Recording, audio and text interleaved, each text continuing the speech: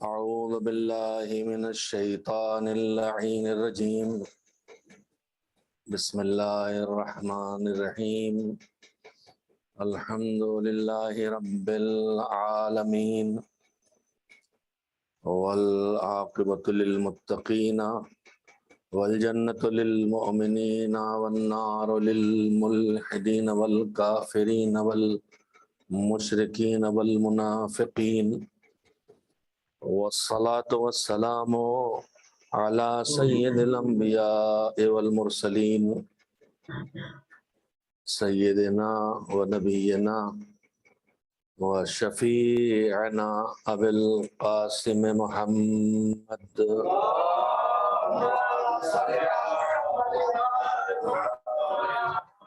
و آلہ الطیبین الطاہرین المعصومین المظلومین واللعنۃ الدائمۃ الباقیۃ علی اعدائہم اجمعین من الآن الی یوم الدین اما بعد فقد قال رسول اللہ صلی اللہ علیہ وآلہ وسلم انی تارک فیکم الثقلین کتاب اللہ وعترتی واہل بیتی ما ان تمسکتم بہما لن تضلوا بعدی ولن یفترقا حتی یردا علی الحوض. صلوات بھیجیے.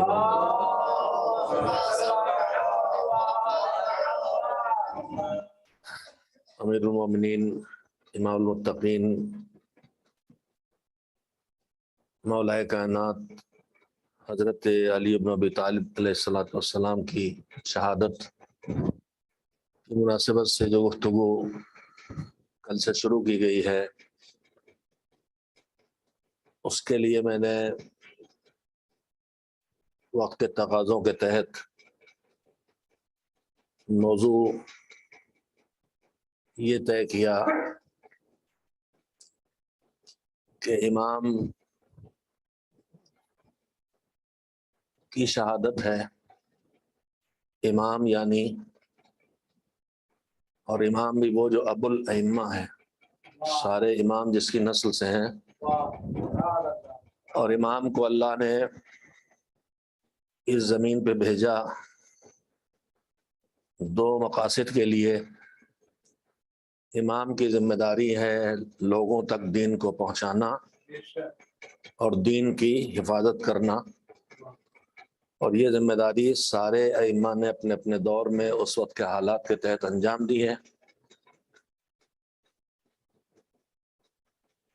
چونکہ ماہ مبارک نزول قرآن کا مہینہ بھی ہے، قرآن کا مقصد بھی ایک ہی ہے، ہدی للناس، سارے انسانوں کی ہدایت کے لیے آیا ہے. تو امام بھی ہدایت کے لیے آئے ہیں اور قرآن بھی ہدایت کے لیے آیا ہے. ہر امام کا قرآن سے بہت قریبی رشتہ ہے، لیکن جو اکلوتا اکیلا واقعہ دیکھنے کو ملتا ہے وہ صرف امیر المومنین کے لیے دیکھنے کو ملتا ہے. ائمہ آئے ہیں، انہوں نے تلاوت بھی کی ہے وقت ولادت آیات کی، لیکن یہ سب نزول قرآن کے بعد ہوا ہے. یہ اکیلے امام ہیں کہ ابھی قرآن نازل نہیں ہوا ہے، لیکن پیغمبر کی گود میں تشریف لائے تو قرآن کی تلاوت کی، اور صرف قرآن کی تلاوت نہیں کی بلکہ تمام کتب اربع، 3 کتابیں اور جو ہیں توریت، انجیل، زبور، ان کی بھی تلاوت کی اور پیغمبر نے تصدیق کی، جس سے ان کے علم کا پتہ چلتا ہے. چونکہ یہ کتاب اور یہ امام ہدایت کے لیے آئے ہیں، اللہ نے ان کو ہدایت کے لیے بھیجا. اب ان کے فیوض و برکات بے حساب ہیں. قرآن مجید کا اصل ہدف بھیجنے کا اصل مقصد لوگوں کی ہدایت ہے، لیکن اس کے ساتھ ساتھ اس میں فیوض و برکات ہیں، وہ شفا ہے، وہ ایصال ثواب کا ذریعہ ہے، وہ بیماری سے نجات کا ذریعہ ہے، اس کی تلاوت گھروں کو نور بناتی ہے، اس کی تلاوت سے آسمانوں میں گھر زمین کیسے دکھائی دیتے ہیں جیسے ستارے چمک رہے ہوں، اور نہ جانے کیا کیا فائدے ہیں قرآن مجید کی، وہ ہماری حفاظت کا ذریعہ ہے۔ اسی طرح سے ائمہ طاہرین علیہ السلام کے بھی فیوض و برکات بے حساب ہیں۔ ایک تو وہ ہمارے اور اللہ کے درمیان واسطہ ہیں، ہمارے اس کا فیض ہم تک ان کے ذریعے پہنچتا ہے، اور ہماری بات اس تک ان کے ذریعے پہنچتی ہے۔ اس کے ساتھ ساتھ وہ حاجت رواں ہیں، وہ مشکل کشاں ہیں، وہ ہر ایک کے کام آنے والے ہیں، وہ روحانی بیماریوں کو علاج بتا دیتے ہیں، وہ جسمانی بیماریوں کے علاج بھی بتا دیتے ہیں، نہ جانے کتنی زندگی کے پہلو ہیں ان کے۔ لیکن اصل یہی ہے کہ قرآن بھی ہادی ہے اور اقام بھی ہادی ہے۔ میں نے چاہا کہ کچھ ایسے تذکرے کروں کہ اس سلسلے میں جو کوتاہی ہماری طرف سے ہے قرآن کے ساتھ بھی اور اہل بیت کے ساتھ بھی، اس سے ہم اپنے کو نکال سکیں۔ قرآن اور اہل بیت سے وابستگی اگر رہے گی تو انسان گمراہ نہیں ہوگا، یہ پیغمبر خدا صلی اللہ علیہ وسلم کا پکا وعدہ ہے۔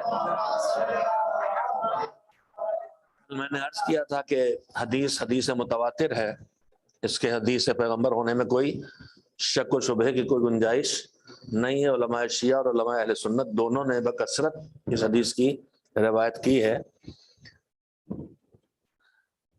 یہ دونوں ہدایت کا ذریعہ ہیں، اور ان سے ہدایت تب ملے گی جب ہم قرآن اور اہل بیت سے تمسک کریں۔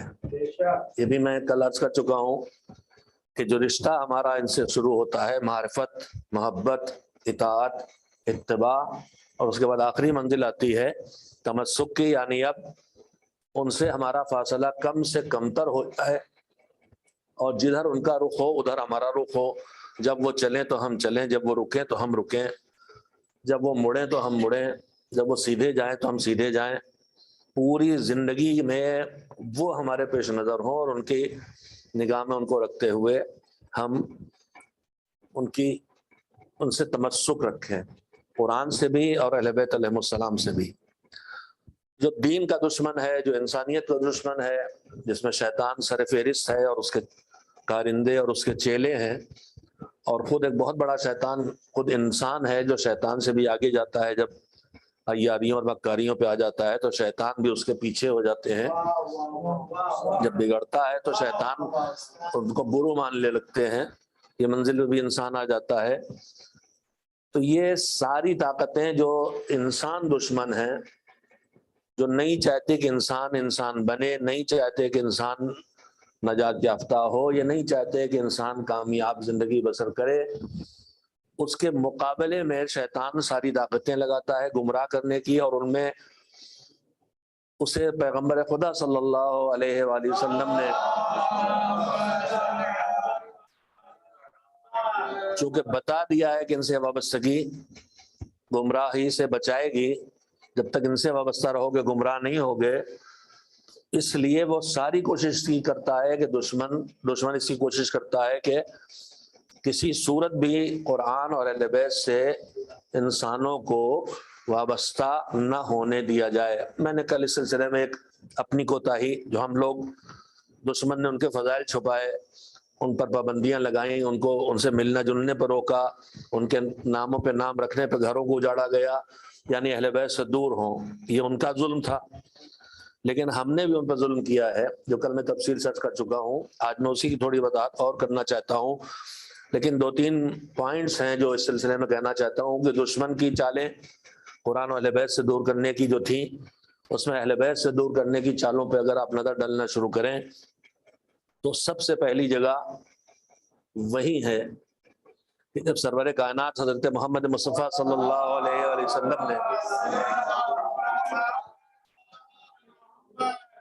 اپنی بیماری کے عالم میں، زندگی کے آخری دنوں میں کچھ اصحاب حجرے کے اندر موجود ہیں، فرمایا کہ کاغذ اور قلم لاؤ تاکہ میں تمہارے لیے ایک ایسی تحریر تیار کر دوں کہ تم اس کے بعد کبھی گمراہ نہ ہو۔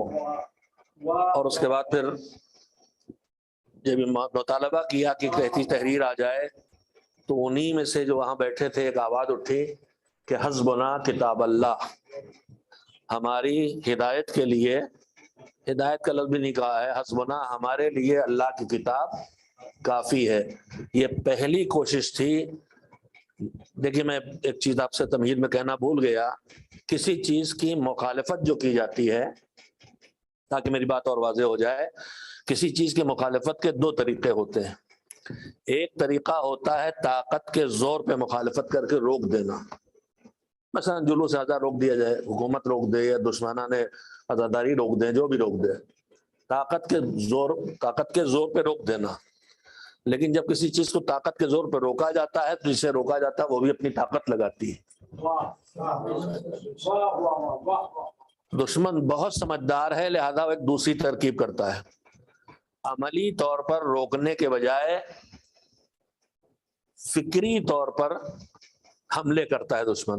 میں اس کی مثال دوں، بانی تنظیم نے کسی مسئلے پہ کہیں مثال دی تھی، کسی اور موقع مجھے یاد آ گئی کہ فٹ بال آپ کے ہاتھ میں ہے، گیند آپ کے ہاتھ میں ہے، اتنا بڑا فٹ بال، اس میں ہوا بھری ہوئی ہے، اسے آپ ہاتھ سے پانی میں دبائیے تو آپ کی طاقت لگے گی، آپ جتنی دیر دبا لیں گے، جتنا چاہیں دبا لے جائیں، اس کو دب جائے گا۔ لیکن جیسے ہی آپ ہاتھ ہٹائیں گے، جتنا آپ نے دبایا ہے اسی فورس سے وہ اوپر واپس آئے گا۔ تو طاقت سے جب کچھ دبایا جاتا ہے، دشمن بہت تجربے کر چکا مگر احمق دشمن ہے، لہذا طاقت لگاتا ہے۔ یہ میں تو اسے الہی تدبیر سمجھتا ہوں کہ جب طاقت کے ذریعے قرآن کے خلاف کوشش کی جائے، حجاب کے خلاف بات کی جائے، نماز کے خلاف بات کی جائے، اسلام کی پابندی کے خلاف بات کی جائے، تو دشمن بے عقلا ہے، اسے دیکھنا چاہیے کہ تم طاقت سے اسے روک رہے ہو۔ شاید یہ سائنس کا کوئی فارمولا بھی ہے، لیکن میں سائنس نہیں پڑھا ہوں اس لیے جواب نہیں دیتا، کہ جتنا پریشر ہم بنائیں گے اتنے پریشر سے وہ واپس آئے گا۔ تو دشمن یہ جو کرتا، کبھی کبھی ہم رنجیدہ اور غمزدہ ہو جاتے ہیں، لیکن اطمینان رکھیے یہ بالکل وہی ہے جیسے گیند میں، فٹ بال میں ہوا بھری ہے، طاقت سے نیچے دبایا جا رہا ہے، ہاتھ کے ہٹتے ہی اور تیزی سے اوپر آئے گا۔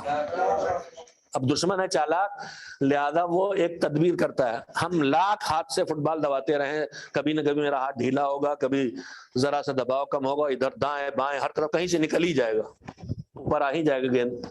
اب کب تک یہ کریں گے طاقت کے زور پہ؟ تو دوسری ترکیب ہوتی ہے کہ اگر اسے بٹھانا ہی زمین میں تو ہاتھ کا زور لگانے کی کیا ضرورت ہے، ایک پن سے اس میں سوراخ کرو، اس کے اندر جو ہوا بھری ہے وہ نکل جائے، وہ جذبہ جو اس کے اندر اوپر آنے کا پیدا ہو رہا ہے جس وجہ سے اسے ختم کر دو۔ تو دشمن عملی حملوں کے بجائے فکری حملے زیادہ کرتا ہے، اس لیے کہ عملی حملوں سے طاقت بڑھ جاتی ہے، رکتی نہیں ہے جسے دبایا جائے، لیکن فکری حملوں سے ہمیشہ کے لیے آدمی اس سے دور ہو جاتا ہے۔ قرآن سے، اہل بیت سے دور کرنے کی سازشیں، عزاداری سے دور کرنے کی سازشیں، دین سے دور کرنے کی سازشیں، احکام دین سے دور کرنے کی سازشیں، یہ دونوں صورتوں میں ہمیشہ ہوتی رہی، عملی شکل میں بھی اور فکری لحاظ سے بھی۔ اہل بیت علیہ السلام سے فکری لحاظ سے، چونکہ ہم اپنے کو اہل بیت سے وابستہ مانتے ہیں، اور اس کے مقابلے میں کھڑے جو کہہ رہا تھا کہ حسبنا کتاب اللہ، کوشش جو اس کی حسبنا کتاب اللہ کہہ کے فکر دینا تھی کہ اللہ کی کتاب موجود ہے، الگ سے رسول اللہ کی باتوں کی اور پھر ان کی نسل میں آنے والوں کی کسی کی کوئی ضرورت نہیں ہے۔ ہم سے جو کوتاہیاں ہوتی ہیں اس سلسلے میں، دوسروں کو تو ہم مورد الزام قرار دیتے ہیں، لیکن ہم سے بھی کوتاہیاں ہوتی ہیں، میں اس سلسلے میں کچھ باتیں عرض کرنا چاہتا ہوں۔ قرآن اور اہل بیت سے وابستگی کے سلسلے میں پہلی بات جو ہم سے کوتاہی ہوتی ہے، قرآن کو اللہ نے ہماری ہدایت کے لیے بھیجا ہے، اس کا احترام ہے، اس کی عزت ہے، اسے ہاتھوں میں اٹھائیں، اسے لبوں سے چومیں، اسے سر پہ رکھیں، یہ سب صحیح ہے، لیکن بس اسی لیے نہیں بھیجا ہے کہ احترام کریں، چومیں، لبوں پہ چومیں، سر پہ رکھیں اور اٹھا کے اونچی طاق پہ رکھ دیں جہاں کوئی پہنچنے نہ پائے۔ ہمارا یہ ظاہر، یہ فکر بدلی گئی آہستہ آہستہ کہ قرآن کو ہم نے سرے گھر میں سب سے اونچے والے خانے میں رکھ دیتے ہیں، اپنے سے دور کر دیتے ہیں۔ قرآن کو ہم چومتے ہیں، قرآن کا احترام کرتے ہیں، قرآن کی عزت کرتے ہیں، لیکن اس کے ساتھ ہم قرآن میں اللہ نے ہمیں سدھارنے کے لیے جو دیا ہے اور جو بگڑنے سے بچانے کے لیے دیا ہے اس تک ہم نہیں جاتے. یعنی ہم نے اس کو اتنی قداست دے دی، اتنی ہے عظمت والا، قداست والا ہے، لیکن اس کے مقدس ہونے کا، اس کی قداست کا یہ مطلب نہیں ہے کہ ہمیں اسے زندگی سے باہر نکال دیں. اللہ جانے میں آپ سے اپنی بات کہہ سکا کہ نہیں کہہ سکا.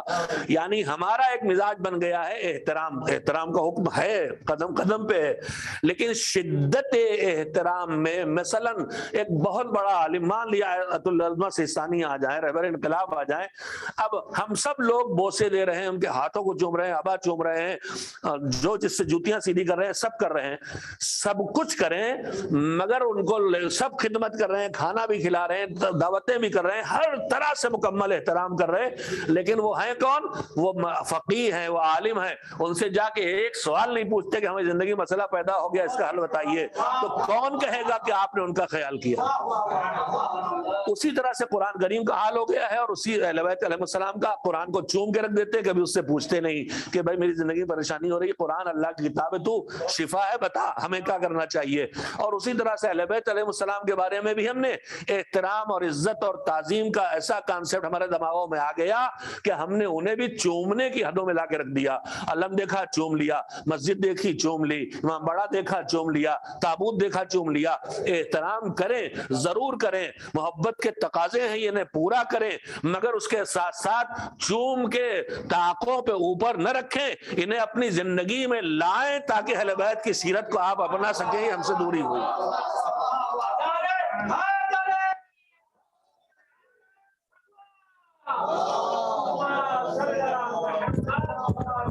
ما فوق فطرت تقریباً ان کو ہم نے اپنے لیے قرار دے لیا.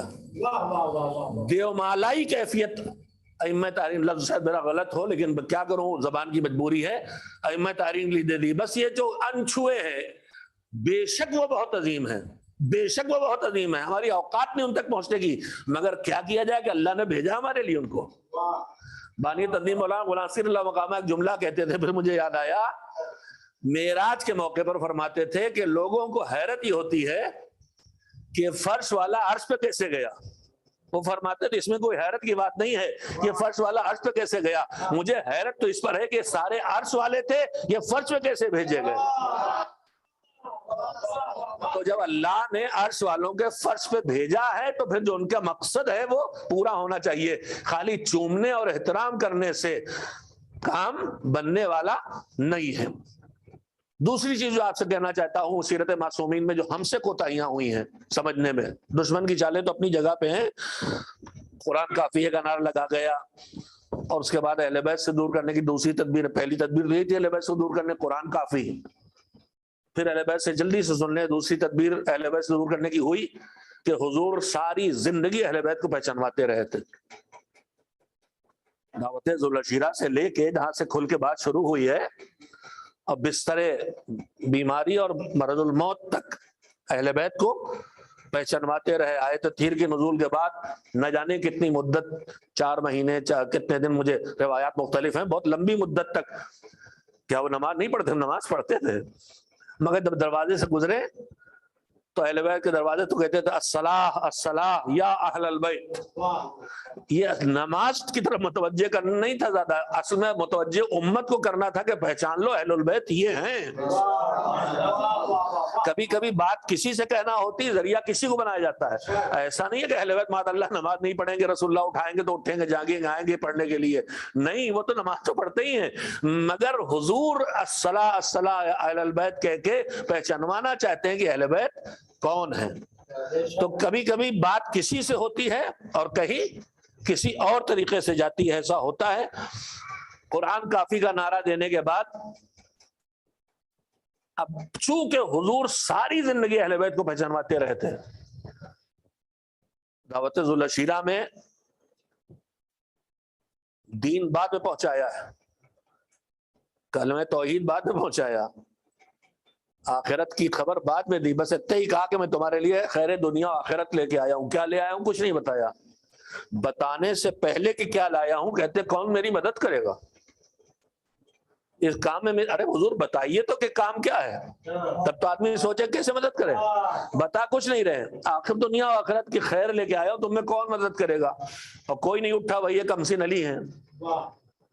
اور پھر پوری تاریخ آپ کے سامنے ہے کہ آخر کار جب تیسری مرتبہ بھی کوئی نہیں اٹھا تو مولا علی نے اپنے کو پیش کیا تو حضور نے ان کے پشت پہ ہاتھ رکھا اور کہا انہوں نے میری مدد کا وعدہ کیا، یہ میرے وصی ہیں، میرے وزیر ہیں، میرے جانشین ہیں، میرے خلیفہ ہیں۔ تو اہمیت اتنی ہے نبی کی نگاہ میں خلیفہ مسلمین طے کرنے کی، وصی طے کرنے کی، کہ توحید کا پیغام بعد میں دے رہے ہیں، قیامت کا عقیدہ بعد میں بتا رہے ہیں، لیکن ولایت کا عقیدہ پہلے سے بتا رہے ہیں، اس لیے کہ انہیں پتا ہے کہ ولایت رہے گی تو توحید بھی بچی رہے گی، قیامت کا آخرت کا نتیجہ بھی بچا رہے گا، قرآن بھی بچا رہے گا۔ ایک صلوات بھیجے محمد و آل محمد۔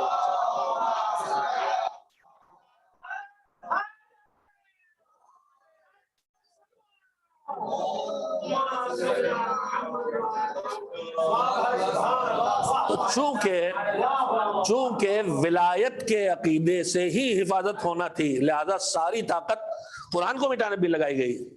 قرآن کے مٹانے کی صورت یہ ہے کہ آج قرآن پر جتنا کام ہوتا ہے الحمدللہ انقلاب اسلامی کے بعد جمہوری اسلامی میں قرآن سے نزدیک لانے کی عملی شکلیں بدلی، ورنہ اس سے پہلے قرآن کا اتنا تھا کہ چومو اور طاق پہ رکھو ایک تو، اور دوسرے قرآن کے قریب بھی گئے تو اس کو مختلف اچھی آوازوں سے پڑھنا، بس صدیوں سے تلاوت پہ سر دھن رہے آدمی، لیکن اس تلاوت میں جس آیت میں جو آیا ہے اسی طرف کسی توجہ نہیں ہوتی۔ ہم نے اسی لیے اپنے بچوں کے لیے رکھا کہ جب بھی تلاوت کرو تو کم سے کم اتنے آیتوں کا ترجمہ بھی پڑھ دو تاکہ سننے والوں تک قرآن کی بات پہنچ جائے۔ تو دور تو اپنے آپ سے کیے، یہ دشمن کی سازشیں چلتی رہی، اس میں اہل بیت سے دور کرنے کے، قرآن سے دور کرنے کے مختلف راستے میں نے کہا نا، ایک فکری طریقہ اور ایک عملی طریقہ۔ عملی طریقے آپ سب تاریخ جانتے ہیں، کیسے کاٹا گیا، کیسے مارا گیا، روز اور آپ بھی مسجد، آج ہی کل میں کتنے حادثات افغانستان میں ہو چکے ہیں، سب اہل بیت سے وابستہ لوگ ہیں، تو وہ تو چلتا ہی رہتا ہے۔ لیکن وہ دشمن بے عقلا ہے، وہ 10 کو شہید کرتا ہے تو 100 کھڑے ہو جاتے ہیں۔ یہ تو بالکل ویسے ہی پود ہے، اکثر درخت ہوتے ہیں کہ آپ ایک شاخ کاٹ دیجئے تو دوسری بار 4 نکلیں گی۔ آپ نے پارکوں میں کٹنگ دیکھی ہوگی کہ اگر یوں ہی چھوڑ دیے لمبی ڈنڈی چلتی چلی جاتی ہے، لیکن آپ کٹنگ کرتے رہیے تو مسلسل پھر گلدستہ تیار ہو جاتا ہے۔ تو شہادت کی صورت وہی ہے کہ تم ایک کو شہید کرو گے تو نہ جانے کتنے پودے اور نکل آئیں گے، کتنے گلاب اور کھلیں گے، اور کتنے گلدستے اور تیار ہو جائیں گے۔ بیوقوف ہے اس لیے سب کیا کرتا ہے۔ خیر، تو دشمن نے اہل بیت سے دور کرنے کی پہلی فکری بات دی قرآن کافی، پھر دوسری فکری بات کیا کی؟ بہت ذہین، بہت ذہین۔ حضور ساری زندگی پورا دین پہنچایا، اس میں سارا دین شامل، اس میں ولایت کو بہت زیادہ پہنچایا، ہر قدم پہ پہنچایا۔ جس امام، جس معصوم، جس اہل بیت کی فرد کی طرف آپ تاریخ میں جائیے تو شیعہ اور سنی دونوں کتابوں میں حضور کے مٹائے اور بگاڑے اور چھپائے اور گم کیے ہوئے ارشادات کے باوجود بکثرت موجود ہے۔ الہی انتظام تھا، تو مسلسل حضور نے پہنچایا، لہذا سمجھدار دشمن نے یہ ترکیب کی کہ حضور اہل بیت کو پہچانواتے رہے تھے حضور کی وفات کے بعد اس نام پر کہ لوگ جھوٹی حدیثیں گڑھیں گے، حدیثوں کے لکھنے پر، پڑھنے پر، بتانے پر پابندی لگا دی گئی۔ آپ فاضل، آپ کو توجہ ہونا چاہیے، پابندی لگی کہ نہیں لگی؟ کیا کہہ کے لگی؟ کہ بہت گڑھائی ہو رہی ہے، گڑھی جائے، جھوٹی حدیثیں گڑھی جائیں حضور سے، لہذا یہ کام نہیں ہوگا، لوگ قرآن سے دور ہو جائیں گے، لہذا یہ کام نہیں ہوگا۔ قرآن سے کیوں دور ہو جائیں گے؟ حدیث کے ذریعے بھائی، حدیث میں قرآن کو اللہ پیغمبر نزدیک لائیں گے، دور لے جائیں گے، لیکن ان کے ہاں تو اہل بیت کا معاملہ، تو حدیثوں پر پابندی لگائی گئی۔ نتیجہ کیا تھا؟ ہدف کیا تھا؟ کہ جب حدیثوں پر پابندی لگا دیں گے تو جو فضائل اہل بیت میں حضور نے جو کچھ فرمایا ہے وہ سب کھو جائے گا، اور اپنے حساب سے انہوں نے کر ڈالا یہ۔ اب اس کے بعد حدیثوں پر پابندی کا دور جو گزرا تو پھر اب حدیثوں کا بیان پھر سے شروع کیا گیا، تو گڑھائی کے کارخانے کھل گئے۔ پہلے پابندی لگائی تاکہ اصلی حدیثیں گم ہو جائیں، پھر کارخانے کھول دیے گئے تاکہ فرضی حدیثیں گڑھی جائیں.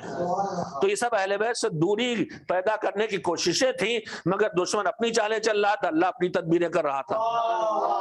ایک صلوات بھیجے محمد وعلی محمد. یار یہ کیا مصیبت ہے، یہ وقت میں گنجائش نہیں ہے، ورنہ میں آپ کے سامنے نمونے پیش کرتا کہ الہی تدبیر کیسی کیسی تھی. مختصراً یہ سن لیں، حج سے واپسی پر غدیر کے میدان میں اعلان ولایت علی ہوا. پیچھے والوں کو روکا، انتظار کیا، آگے والوں کو بلایا، سب کو جمع کر لیا، اعلان کر دیا. اب اعلان کر کے کہتے جاؤ بھائی اپنے اپنے گھر جاؤ.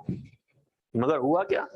خیمہ لگوایا، حکم دیا کہ سب لوگ جا کے مبارکباد دو. تو نتیجہ یہ نکلا کہ اب جو جیسے حج کے لیے جو چلے، اب آج سب گھر والے علاقوں میں دور دور انتظار کر رہے ہیں، آج پہنچے. ہر علاقہ جانتا ہے کہ فلاں تاریخ حج ختم ہوا ہے، اب قافلہ فلاں تاریخ آئے گا، فلاں دن آئے گا، فلاں تاریخ جوڑ لیتا ہے. جیسے آج کل ہمارے ریزرویشن ہوتے ہیں، ہم اس سے دیکھ لیتے ہیں کب آئیں گے. ویسے اس وقت کا تھا کہ بھائی انہوں نے کہا تھا ہم حج کے دوسرے دن چل پڑیں گے، کسی نے کہا ہم 10ویں دن، جو بھی کسی نے کہا. اب انہوں نے جوڑ رکھا ہے کہ آج پہنچنا، آج پہنچنا، آج پہنچنا. اب جو 3 دن غدیر میں روک لیا، پہلے دن پورے مسلمانوں میں کوئی حاجی واپس نہیں پہنچا. دوسرے دن آپ پوچھنا شروع، بھیا تمہارے حاجی گئے تھے، آئے کہ نہیں آئے؟ کہنے ابھی تو نہیں آئے. تیسرا دن آئے اور آفت آ رہی ہے، رونا پٹنا سبھی مچا ہوگا، ارے کیا ہو گیا، اللہ ڈاکوؤں نے لوٹ لیا، مار ڈالا، کیا ہوا؟ حاجی گئے تھے نہیں آئے، حاجی گئے تھے نہیں آئے، حاجی گئے نہیں آئے. اب جو 3 دن کے بعد غدیر سے چھٹی پا کے نکلے، پہنچے، ارے کہاں تھے؟ مار ڈالا تم نے، بتایا نہیں کہاں تھا. ارے کہنے ہم تو 3 دن پہلے پہنچ گئے ہوتے، مگر رسول اللہ نے ایسے غدیر میں سب کو جمع کیا، علی کو ہاتھوں پہ لیا، ممبر بنا کے منظم تو مولا کی آواز بلند کی.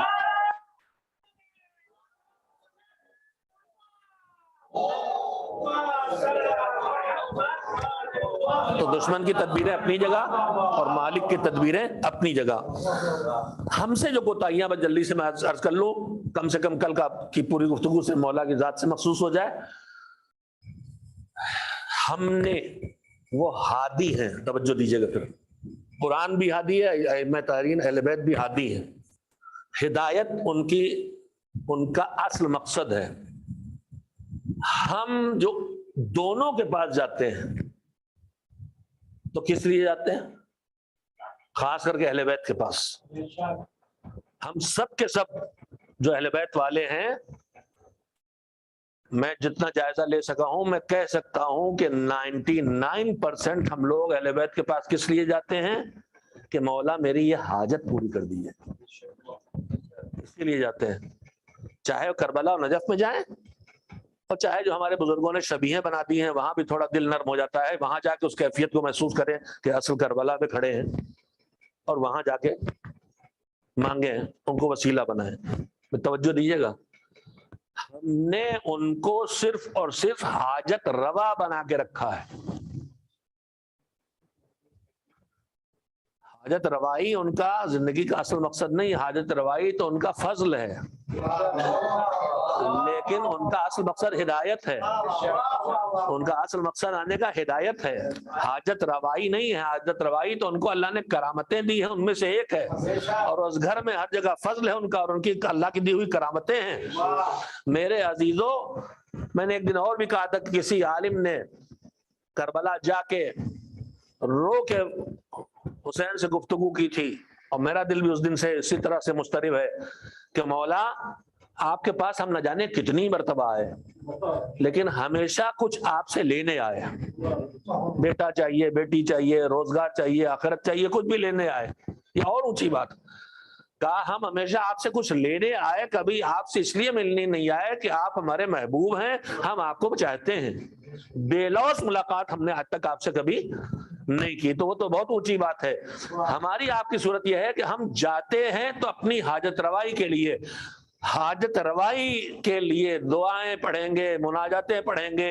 اور اب ملاحظہ فرما لیجیے، اس وقت اردو میں ایک فیشن چل گیا ہے، یہ بھی دین کے خلاف ایک مہم ہے، دین کے چہرے کے ساتھ.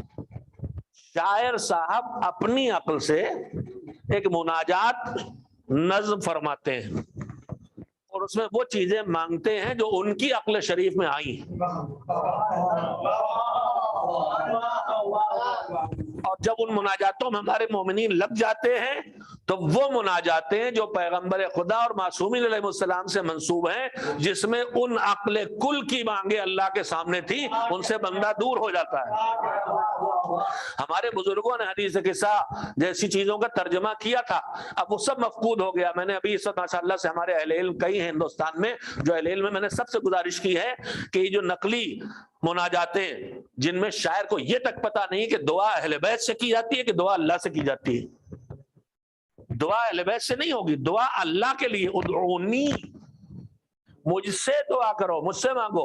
اہل بیت علیہ السلام وسیلہ بنیں گے، ان کی خدمت میں فریاد کریں گے، گزارش کریں گے، سوال کریں گے، ہاتھ جوڑیں گے، لیکن ان کو وسیلہ بنائیں گے، ان کے ذریعے اللہ سے مانگیں گے۔ اور جو معصومین کی روایت زیارتوں کے بعد جو دعائیں زیارتوں کے بعد لکھی ہیں کتابوں میں زیارتوں، ان کو پڑھ لیجئے، سب جگہ ان کو وسیلہ بنایا گیا، اور یہ بھی تک کہا گیا کہ اے میرے اللہ اگر ان سے اچھے ہوتے کوئی تو میں نے ان کو وسیلہ بنایا ہوتا تک پہنچنے کے لیے، لیکن ان سے اچھے کوئی نہیں ملے، اس لیے تو ان کو بنا رہا ہوں تیری بارگاہ میں پہنچنے کے لیے۔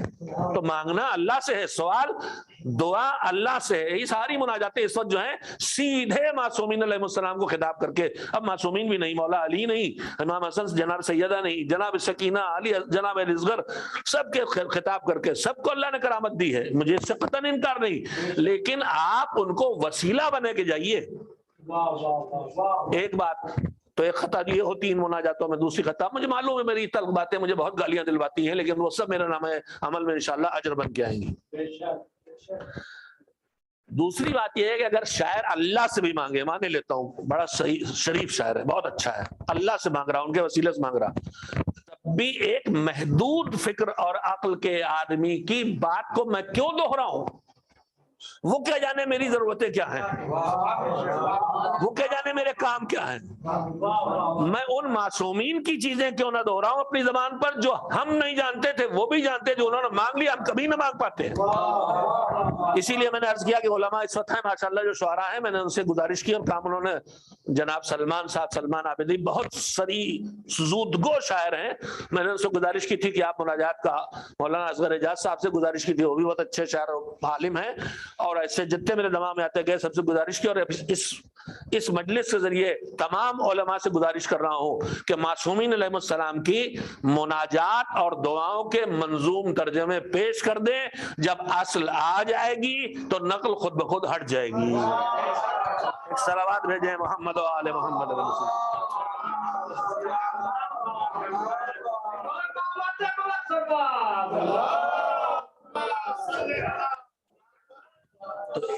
ایک کوتاہی ہماری ہے کہ ہم نے ان کو ہادی سمجھ کے ان کی خدمت میں نہیں گئے، بلکہ ہم ان کو حاجت روا سمجھ کے بس جاتے ہیں۔ ہمیں ان کے پاس ہدایت کے لیے لینے جانے چاہیے، ہدایت کے لیے ہمیں ان کے پاس جانا چاہیے، ان سے مانگنا چاہیے، ان سے سیکھنا چاہیے، ان کی دعاؤں میں، ان کی حدیثوں میں، ان کے ارشادات میں، ان کی سیرت میں ہر جگہ ہدایت ہے، اس کو دیکھنا چاہیے۔ ایک اور بات اب اس سے زیادہ وقت ہی نہیں ہے،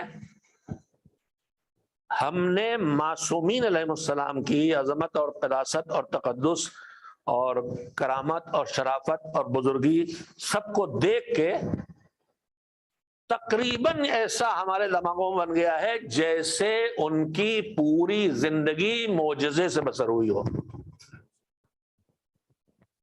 ہمارے درمیان ہے یہ سوچ کہ ہم ان کی زندگی کو معجزہ سمجھتے ہیں، ہر قدم پہ معجزہ سمجھتے ہیں۔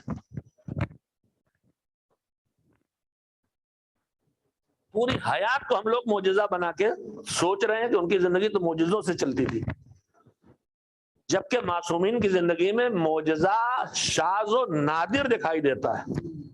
رسول اکرم صلی اللہ علیہ وآلہ وسلم کی 63 سالہ زندگی میں سب سے زیادہ معجزات سامنے آئے ہیں، لیکن انہوں نے جو لوگوں کو مسلمان بنایا وہ معجزات تو اس دشمن کے سامنے رکھے تھے جو قبول نہیں کر رہا، ہٹ دھرم ہے، اور وہ ہٹ دھرم اس کے بعد بھی مسلمان نہیں ہوئے۔ تو جو اسلام لایا حضور کی باتوں سے اسلام لایا ہے، معجزات سے اسلام نہیں لایا ہے۔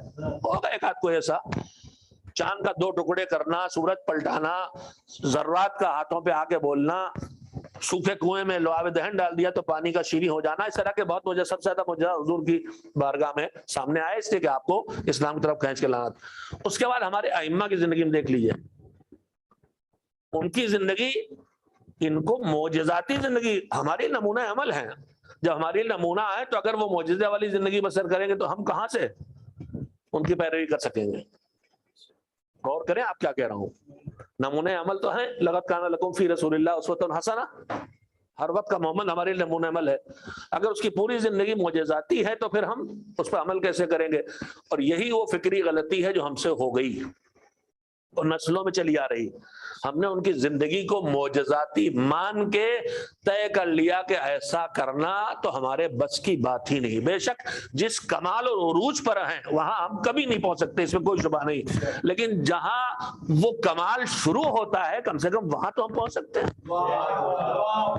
वो कमाल पे है, उरूज पे है कि जब नमाज में खड़े होते हैं और पैर में तीर लगा होता है तो इतना मैं होते हैं अल्लाह से बातें करने में कि पैर से तीर निकल जाए पता नहीं चलता। लेकिन हम यहां नहीं पहुंच सकते तो कम से कम यहां तो पहुंच सकते हैं कि किसी जगह जाके खड़े हो तो कम से कम अपने हाथ पैरों पे तो काबू रखें।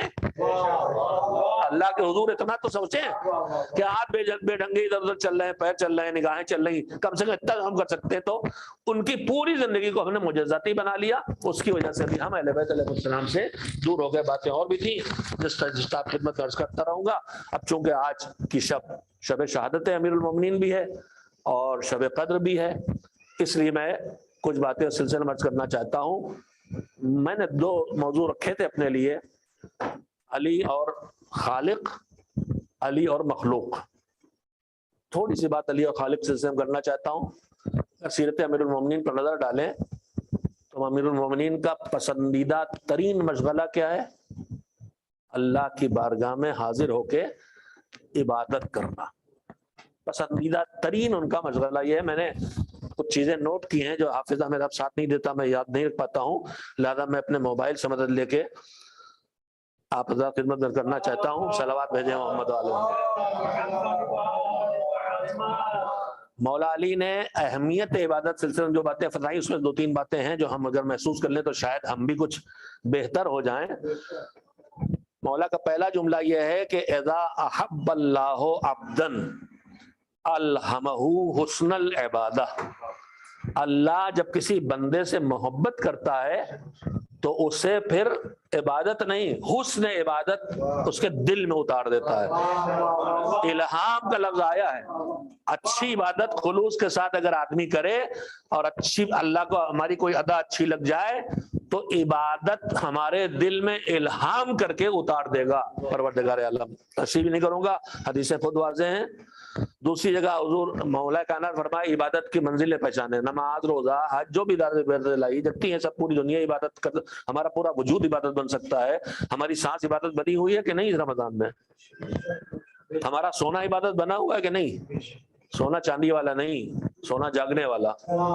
यहाँ सोना चांदी वाला नहीं लेकिन सोना जागने वाला देख रहा हूं मैं। सोते हुए चरण घुमा दिया करो।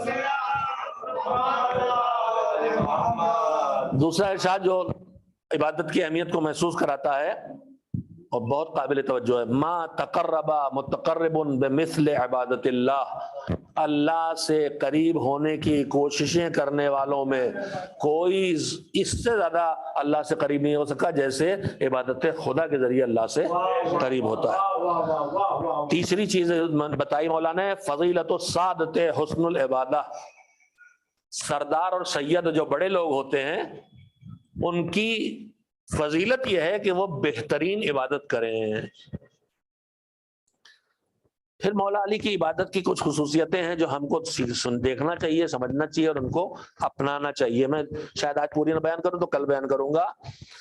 उनमें सबसे पहली चीज जो मैं मुसलसल आराइज में अपने अर्ज करता रहता हूं कि हम अंधाधुंध जो कोई कुछ कह देता है अच्छा समझ के करने लगते हैं। मजहब इसकी इजाजत नहीं देता। मजहब कहता है पहले समझो, पहले बसीरत पैदा करो, पहले आगाही लाओ, पहले देखो कि ये हकीकत क्या है। हकीकत कुछ और है, जाहिर कुछ और है, ऐसा तो नहीं है। धोखे बहुत दिए जाते हैं, जैसे सिफ़ीन में कुरान को नेज़े बुलंद किया तो धोखा खा गए। اور حضرت علی کو مجبور کر دیا جنگ روکنے پر. حضرت علی کہتے رہے کہ دھوکہ ہے دھوکہ ہے، مگر بنام قرآن تو سمجھے بغیر جب آدمی بصیرت بغیر فیصلے کرتا ہے تو اس طرح کے نقصانات ہوتے ہیں. لہذا عبادت جو ہونا چاہیے وہ شعور کے ساتھ ہونا چاہیے. ہم جو کر رہے ہیں مذہب میں ہے یہ چیز، اس کے شعور کے ساتھ ہونا چاہیے اور مذہب کی سمجھ کے ساتھ ہونا چاہیے. اب سنیے، المتعبد علی غیر فقہ، بغیر سمجھے، بغیر شناخت کے، بغیر پہچانے کہ حکم ہے اللہ کا ہے کہ نہیں، معصوم نے بتایا کہ نہیں، اس کا یہ گڑا ہوا تو نہیں ہے، یہ کہیں ہماری طرف سے کوئی رسم و رواج تو نہیں ہے، بس جو دیکھا جو چل پڑا وہ سب کرنے لگے، جو ہمارے معاشرے میں اس وقت ہے. کوئی چیز کہیں چھوڑ دے، 4 دن اور 4 سال بعد دیکھیں سب وہی کر رہے ہیں. جو چل پڑے ہم کرنے لگتے دین کے نام پہ، جو چل پڑے وہ کرنے لگتے ہیں. مثالیں اس کی گناؤں گا تو ساری مجلس میں چلی جائے گی. آپ سب اپنے گرد دیکھیں کہ جو چل پڑتا ہے وہ فوراً جگہ سب اس کو کرنے لگتے ہیں. لیکن اس کی مثال کیسے دی مولا نے؟ اب آپ حضرات تو خیر گاؤں کے ہیں، کولو شاید دیکھ ہی لیا ہو کہیں، ورنہ کم سے کم تیل کے ڈبے پر کولو بیل بنا ہوتا اس میں دیکھا ہوگا. لیکن ہمارے جو بچے جوان نیو جرسی اور نیو یارک اور یو ایس اور کینیڈا میں پیدا ہوئے، کولو کیا جانے، تو ان کے لیے بتا دوں کہ کولو جو ہے بیچ میں لکڑی کا بڑا سا سمجھ لیے ڈرم رکھا ہوتا ہے، اور اس کے اوپر ایک بہت موٹی لکڑی ہوتی ہے، اور اس موٹی لکڑی کو ایک بیل کے گلے میں ڈال دیا جاتا ہے اور وہ یوں گھومتا ہے. گھومنے سے لکڑی جو ہے وہ جو تیل نکالنے کے لیے سرسوں وغیرہ ڈالی گئی اس کا تیل نکالتا ہے. تو کولو کا بیل کا ہمارے اردو محاورے میں بھی ہے کہ کولو کا بیل ہے. کولو بیل کا مطلب کیا ہوتا ہے؟ چلے کلومیٹروں ہیں وہیں. یہی ہوا نا. کولو کا بیل بیچارہ گھوڑا تانگے میں ہے، 2 قدم چلے 2 قدم آگے، 5 کلومیٹر 10 کلومیٹر 50 کلومیٹر. لیکن غریب کولو کا بیل وہی ہے، چل بھی رہا اور وہی ہے. اگر آپ اس کیفیت محسوس کر چکے تو مولا دیکھی مثالیں دیتے ہیں دل کو لگنے والی. المتعبد علی غیر فقہ، بغیر دین کو سمجھے عبادت کرنے والا، کا حمار طاحونہ، چکی سے آٹا پیسنے والی چکی، جو کولو کے بجائے چکی، اس چکی ہمارے پاس اب بنی ہے اس طرح کی، وہی تھی اس گھما والی. چکی کے گدھے کی طرح ہے، بیل بھی نہیں. کا حمار طاحونہ، بے سمجھے بوجھے جو دیکھا کرنے لگے. مولا کہتے ہیں یہ آٹا پیسنے کی چکی کا گدھا ہے. یدورو ولا یبرہو، گھومتا رہتا ہے اور کہیں پہنچتا نہیں. اب اس کے بعد اگلا جملہ ہے وَرَكْعَتَانِ مِنْ عَالِمٍ خَيْرٌ مِنْ 70 رَكَعَةً مِنْ جاہل. 2 رکعت نماز علم والے کی 70 رکعتوں سے، جو جہالت والا ہے، جاہل ہے جو باخبر نہیں بے خبر ہے، جاہل کی 70 رکعت نمازوں سے بہتر ہے عالم کی 2 رکعت نماز. یہ حکم ہے، علی کا حکم ہے، ہم سامان لیں گے، لیکن علی دلیل عقل بھی دیتے ہیں. انہیں پتا ہے کہ ہمارے امت میں ایسے باولے بھی آئیں گے جو ہم سے بھی دلیل مانگیں گے. میں باولے کا لفظ بول رہا ہوں، بچوں میں بولا جاتا ہے.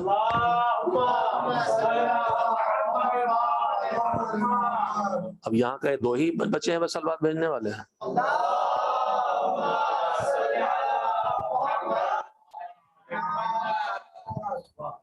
عالم کی، عالم کا مطلب محمد صاحب نہیں، ابا قبا جبے والے نہیں، شیروانی والے نہیں، علم والے. علم والے چاہے پینٹ شرٹ میں ہوں، علم والے وہ عالم ہیں. اور چاہے امامہ سر پہ رکھے ہوں لیکن علم نہیں ہے تو عالم نہیں ہے. 70 رکعت سے بہتر ہے. کیوں؟ وجہ بتائی مولانا نے.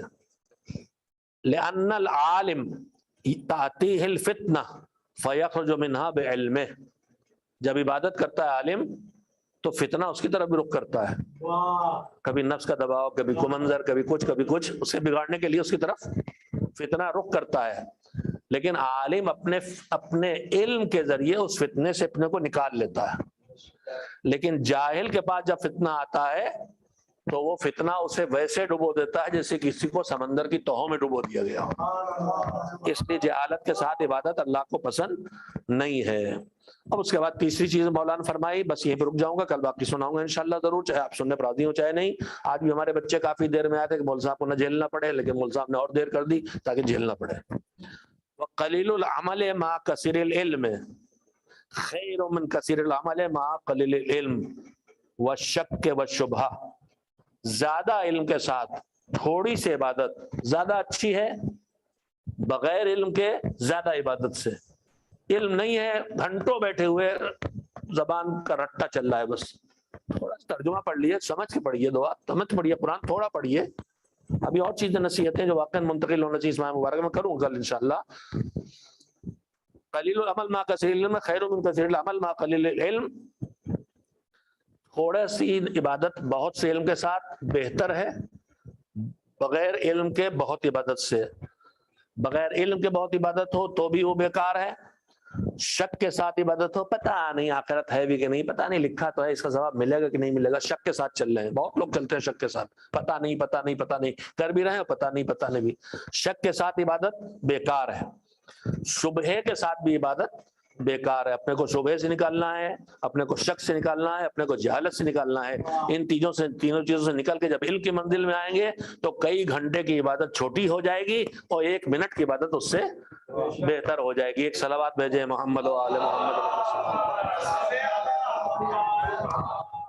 मोहतरम, मैं बगैर किसी रब्त के बात को यहीं पे खत्म करता हूँ और हम सबके दिल भरे हुए हैं। अभी हमने मुसलसल मरसिए सुने कि कायनात का जो करीम तरीन आका जो अपने दुश्मन की तकलीफ को बर्दाश्त न करे वो शहीद हुआ। और किस तरह शहीद हुआ? नमाज में सज्दे में जाते हुए सर पे वार किया गया ताकि कोई रुकावट न रह जाए। जख्म इतना गहरा और इतना कारी है, देखने के बाद तबीब ने कह दिया इमाम हसन अलैहिस्सलाम से कि अब आप के बाबा के बचने की कोई उम्मीद नहीं है। कल मैंने वो कैफियत अर्ज की थी कि जिस कैफियत में मौला के सर पर ज़रबत लगी है और गिलीम में, उस वक्त भी पहले इमाम हसन को इशारा किया कि तुम नमाज मुकम्मल कराओ, इतनी अहमियत दी उसको। किसी ने जुमला कहा है अली का इबादत से इतना मजबूत रिश्ता है और बिलखुसूस नमाज से इतना मजबूत रिश्ता है कि जब उनके सर पे ज़रबत लगी और वो शहीद हुए उस वक्त नमाज उनके लबों पे थी। अब इसके बाद अगर कोई बहाने करे कि हम मस्जिद नहीं जाएंगे इसलिए कि वहाँ शहीद हुए थे, तो आप इब्ने मुलजम के थोड़ी है, आप पैरों हैं, आप अली के पैरों हैं जिनके लबों पे नमाज थी और सर पे ज़रबत पड़ी। और अली के पास इतनी अब ताकत नहीं है कि नमाज पढ़ सके खड़े होके, बदन में तो कुव्वत नहीं है। रिवायात के मुताबिक नमाज इमाम हसन मुजतबन पढ़ाई, उसके बाद बाबा का सर उठा के गोद में रखा,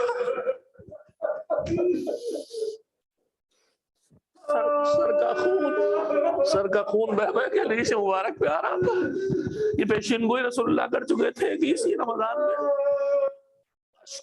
वली ना वली तुम्हारे सर के खून से तुम्हारी दाढ़ी को रंगीन करेगा। खून सर का बह निकल के उबल के चेहरे पे आ रहा था। इमाम हसन मुज्तबा ने गोद में सर रखा, बाबा की इस कैफियत को देखा, बेचैन हुए, आंखों में आंसू आ गए और इतने आ गए कि एक कतरा अली के चेहरे पे टपक पड़ा। अली गश के आलम में थे। एक बार आंखें खोल के कहा, बेटा हसन न रो न रो, इसलिए कि अब इस वक्त मेरे सामने न जाने कौन कौन खड़ा हुआ है मेरे इंतजार में, आदम से लेके खातम तक सब मेरे इंतजार में खड़े। जनाजे को, जख्मी जिस्म को जनाजे की तरह उठा के लेके आए बैतुल शरफ में। अब अली 19 की सुबह ज़रबत हुई लगी है सर पे, 21 की सुबह यानी जो आने वाली सुबह उसको शहीद हुए। इस दरमियान की 2 बातें आपको सुनाना चाहता हूँ, इंशाल्लाह बेचैन करके रोएंगे। एक कैफियत ये तो है कि 19 को जो ज़रबत लगी थी इतनी गहरी थी कि जो मक्स तक उतर गई और इतना जहर था कि अगर पूरे कूफे वालों पे बांटा जाता तो सब मर जाते। कितनी अजियत के लिए। मगर रिवायत कहती है कि अली ने एक मर्तबा भी उफ नहीं कहा इस जुख्म पर। इस आलम में भी बार बार कहते थे सलूनी कबला तफ्तिनूनी, मौला तुम्हें हमारी कितनी फिक्र है और हम कितने नालायक थे मौला।